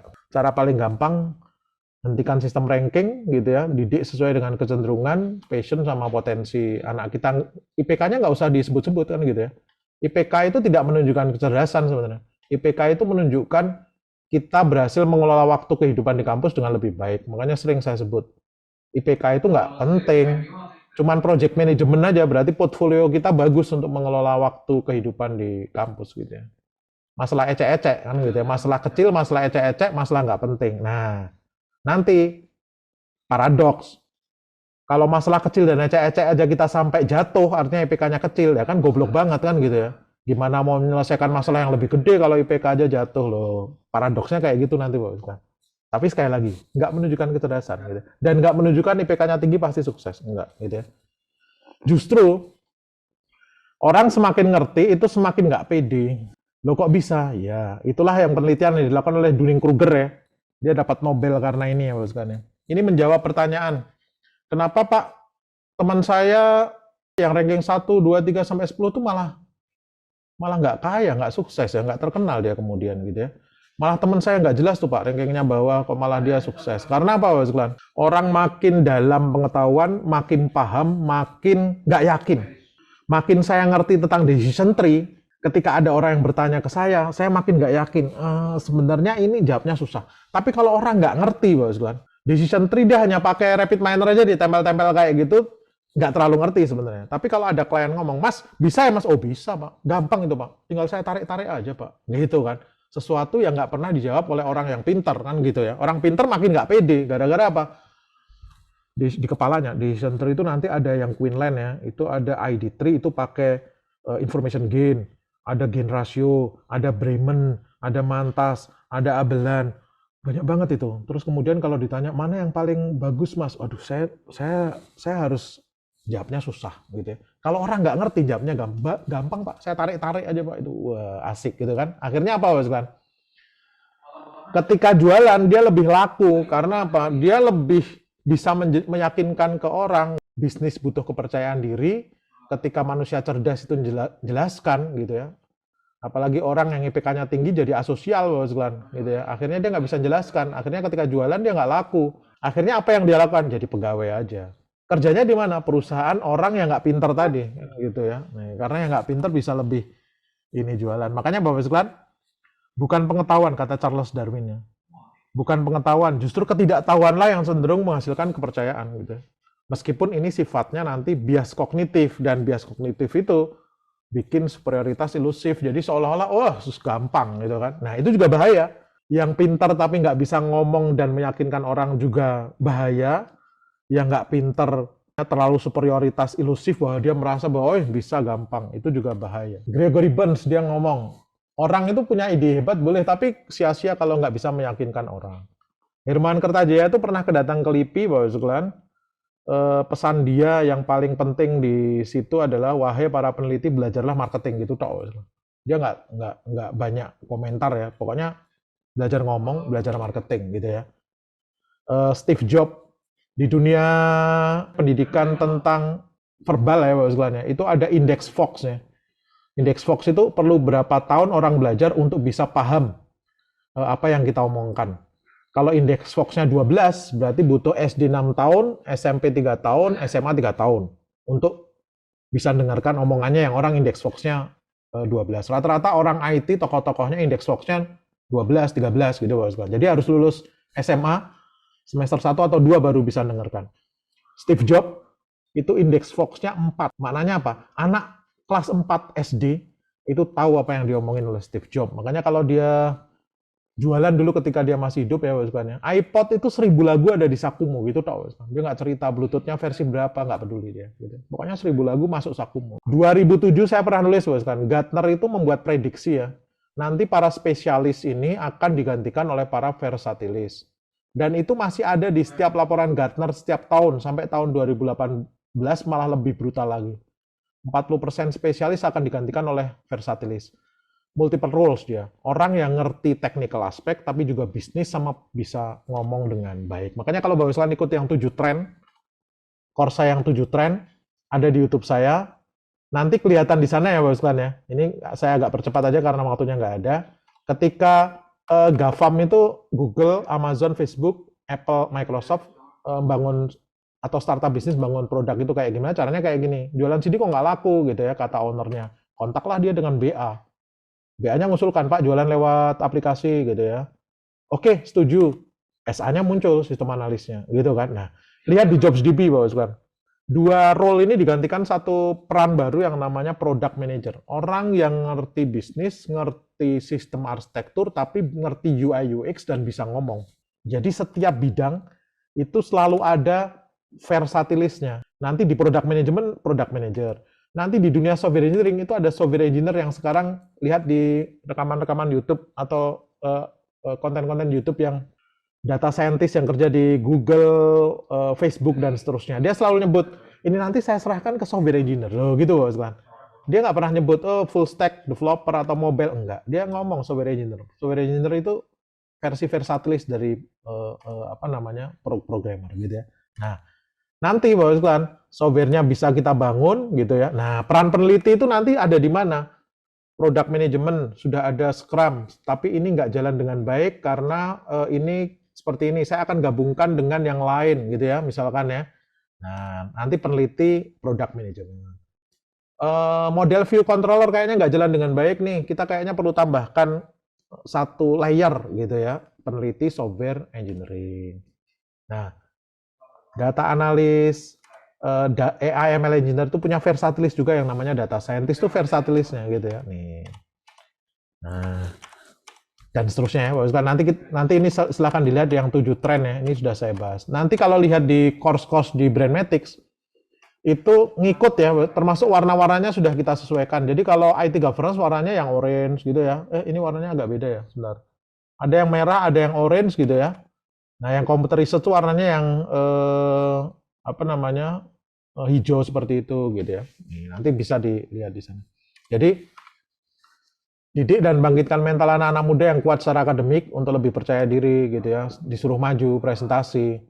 Yang nggak serius di dunia akademik, sadarkan ke mereka bahwa Nggak bisa mereka modal cuman omongan kayak gitu ya, karena integritasnya nanti nggak terjaga gitu ya. Nih.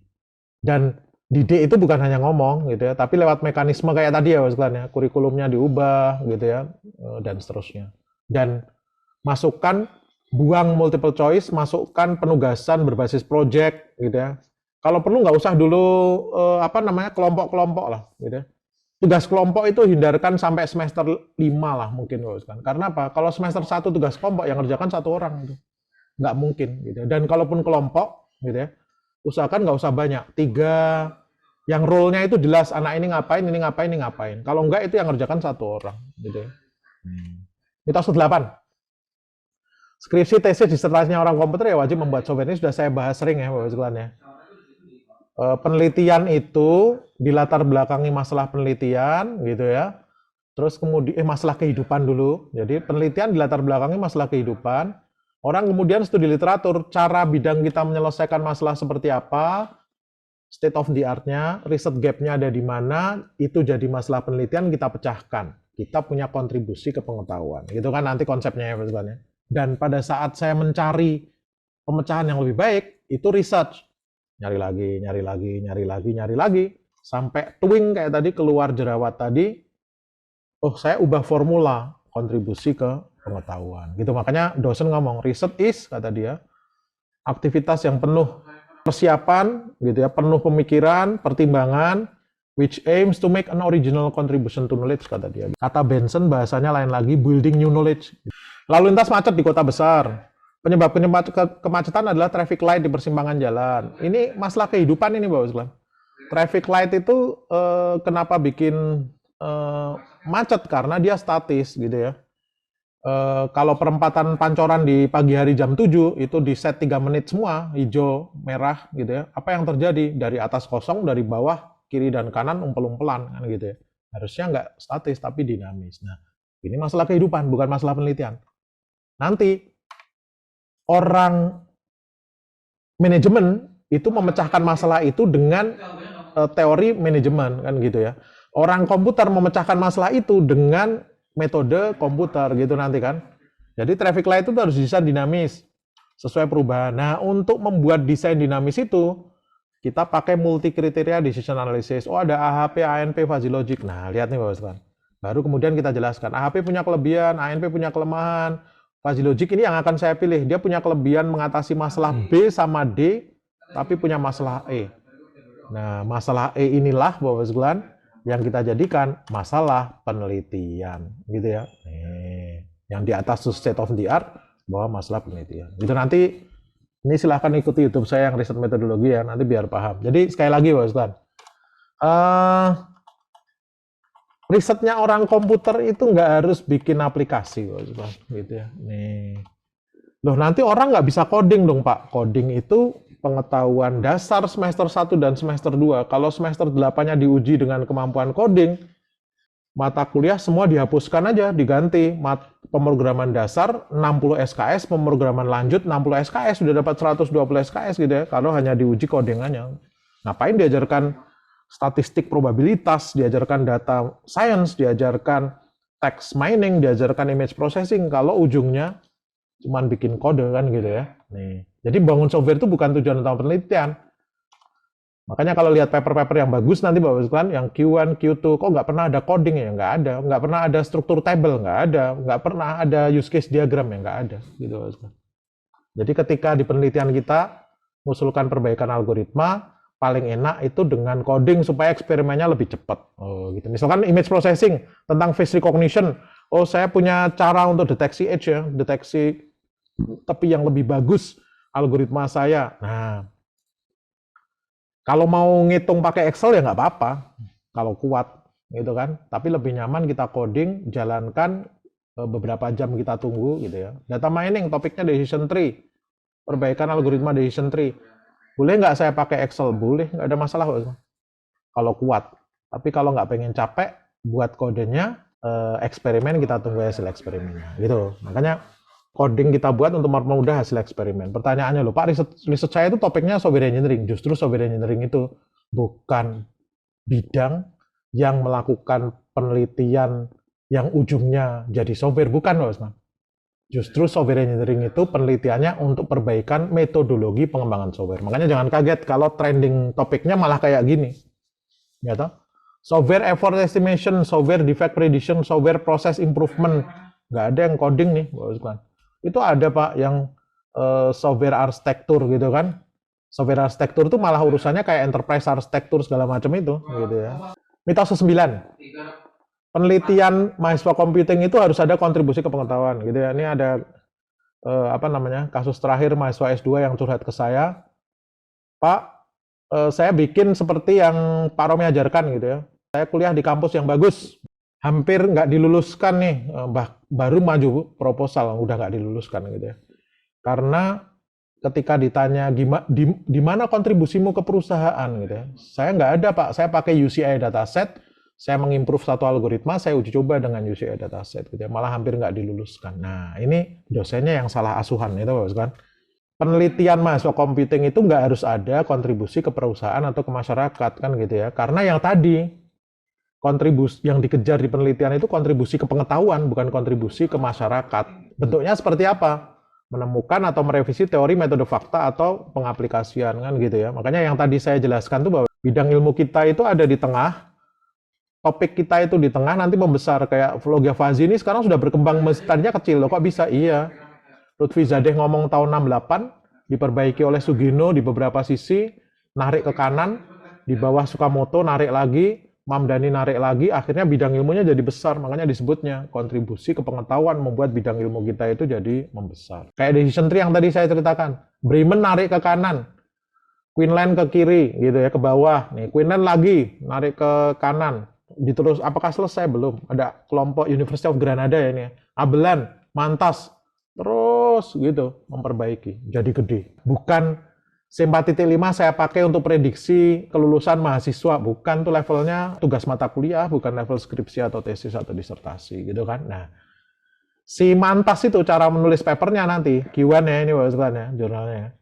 Itu dia cek dulu state of the art-nya. Loh, decision tree itu sudah sampai mana sih gitu ya. Oh, sudah sampai seperti ini loh. Baru kemudian dari sana dia temukan research gap. C4.5 itu sebenarnya bagus, tapi the situation can be unsuitable especially when noisy data accuracy. Loh, ini jadi research gap.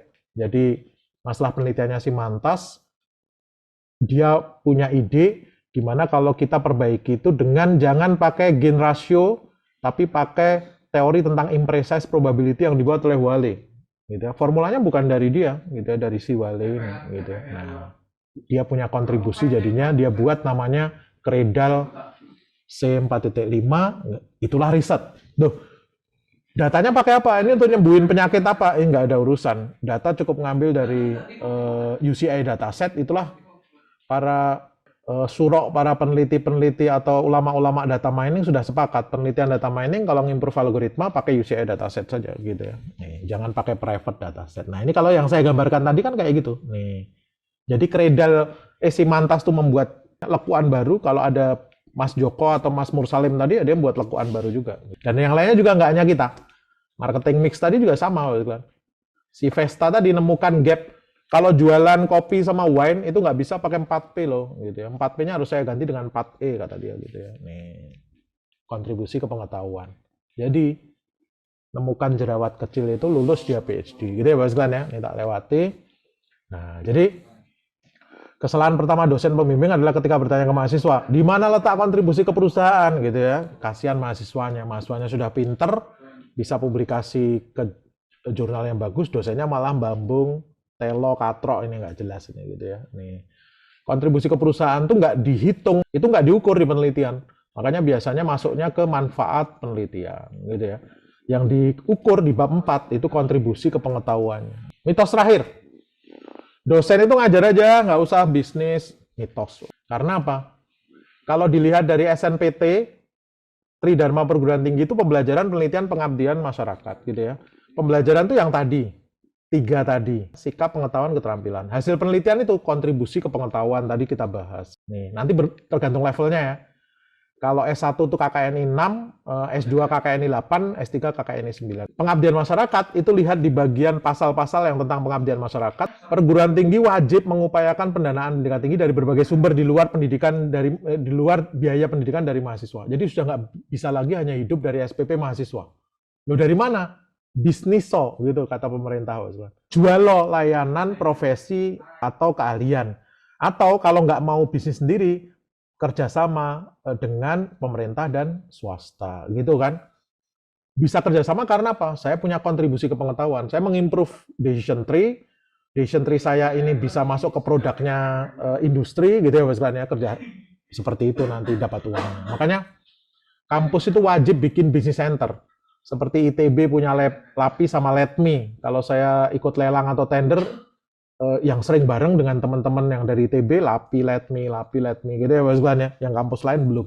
Sekali lagi, akademisi itu kontribusi ke pengetahuan yang dikejar, publikasi paper ke jurnal terindex. Tapi kalau industri, kontribusi ke masyarakat, produk yang dibutuhkan masyarakat, nggak ngurus publikasi, tapi intellectual property right, paten, hak cipta, merek dagang. Nah, kulturnya beda, kan.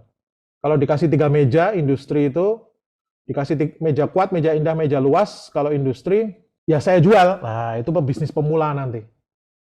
Dikasih gratis, saya jual laku 500.000. Alhamdulillah, saya untung keren banget saya. Padahal nggak keren. Yang agak keren, saya kasih nilai tambah. Mejanya saya bersihkan, saya cat ulang, saya jual lagi. Bukan 500.000 lagi, tapi 3 juta gitu ya, satunya. Gitu ya. Berarti 9 juta saya dapat untung.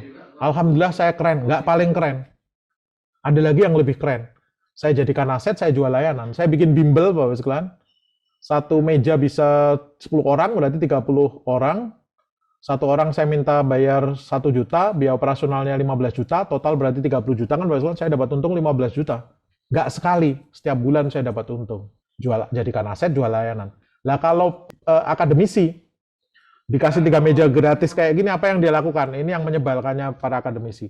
Nggak dijual, tapi dipreteli gitu loh, dipreteli. Ini tuh komponennya apa saja sih, saya preteli satu persatu gitu ya. Saya targetnya membuat meja keempat yang berbeda dengan 3 meja itu. Loh, lihat nih, saya preteli. Nah, nanti ada lagi. Setelah si akademisi bisa membuat meja keempat, dia buat produk atau layanan berdasarkan dari penelitian yang tadi sudah dibuat. Ini yang riset based industry di era sekarang. Gitu Pak Islan ya. Makanya kalau akademisi, caranya kayak tadi, saya preteli. Saya preteli kayak gini, sampai saya kemudian, dari saya preteli, saya temukan riset gap, terus kemudian saya membuat solusi. Solusi saya uji coba, gitu ya, dengan dataset yang ada, lihat nih, lebih baik lo punya saya bila dibandingkan dengan yang musuh-musuh saya tadi, Lessman, Menges, sama Song tadi punya aku lebih baik. Cukup, saya masukkan ke paper, publikasi ke jurnal. Tapi, Bapak Isban, kalau riset based industry, contoh, ini yang saya lakukan ketika saya ngurusi enterprise architecture ya. Sudah banyak EA Framework. EA Framework itu membantu kita mulai dari mana, metodologi, template, dan seterusnya kan. EA Framework sudah banyak. Ada Zahman, ada bla bla bla. Saya tahu, TOGAF yang paling banyak dipakai. Nah, terus kemudian, saya preteli satu persatu. TOGAF kayak gimana, AF kayak gimana, Zahman kayak gimana, saya preteli satu persatu. Lihat, saya analisis satu persatu gitu ya. Terus kemudian saya cari gap-nya. Ternyata Zahman tuh kayak gini loh masalahnya, FAF kayak gini, TOGAF tuh kayak gini gitu ya Bapak sekalian ya. Ini nanti saya jelaskan di EA ya Bapak sekalian ya. Terus kemudian saya juga studi lapangan. Nih, selain studi literatur saya studi lapangan. Oh, ternyata kayak gini ini. Kemudian saya punya ide. Saya buat framework baru yang memperbaiki gap tadi, bahwa caranya lebih sederhana, arsitekturnya multidimensi yang tadi sesuai kebutuhan tadi, yang saya hubungkan antara bisnis proses ke data, aplikasi, dan seterusnya tadi, Bapak sekalian.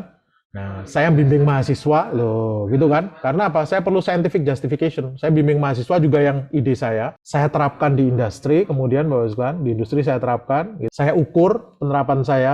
Jadi ketika saya terapkan di industri itu nggak saya lepas itu, tapi saya ukur bahwa tadinya 1,6 ya nilai efektivitasnya pakai beberapa parameter nanti Bapak sekalian. Sekarang 6 bulan kemudian jadi 3,32. Itulah yang kemudian membantu beberapa perusahaan dapat penghargaan dan seterusnya. Saya urus IPR-nya karena saya di industri.